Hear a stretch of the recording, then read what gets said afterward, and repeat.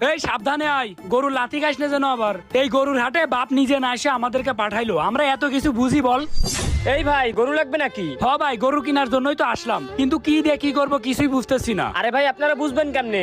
আপনারা তো আসছেন শহর থেকে, আপনাদের বোঝানোর জন্যই তো আমরা আছি। আমাদেরকে বোঝানোর জন্য আসেন মানে বুঝলাম না। আরে ভাই এই যে গরুর হাট দেখতেছেন না, এই গরুর হাট আমরাই দিছি। কোনো অপরিচিত লোক আসলে তাদের সাহায্য করার দায়িত্বই আমাদের। ও আচ্ছা ভাই, আপনার মতো একটা লোকই আমরা খুঁজতেছিলাম। ভাই আসলে আমরা না ঢাকা থেকে আসছি, আমরা গরুর হাটে আসতে চাইছিলাম না, বাপ জোর করে পাঠাইলো। বাপের নাকি কি কাজ আছে তাই আমাদেরকে পাঠাইলো, কিন্তু আসার পরে আমরা তো কিছুই বুঝতেছি না ভাই, কি দিয়ে কি করব। ভাই আপনি একটু আমাদের বুঝাই দেন কোন গরু নিলে ভালো হবে।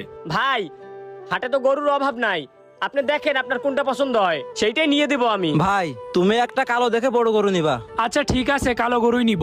ভাই একটা কালো গরুই নিব বুঝছেন, আর একটু বড় দেখে। ও আচ্ছা, তা আপনাদের বাজেট কয় টাকা? কত টাকার ভিতর গরু নেবেন আপনারা? ভাই আমাদের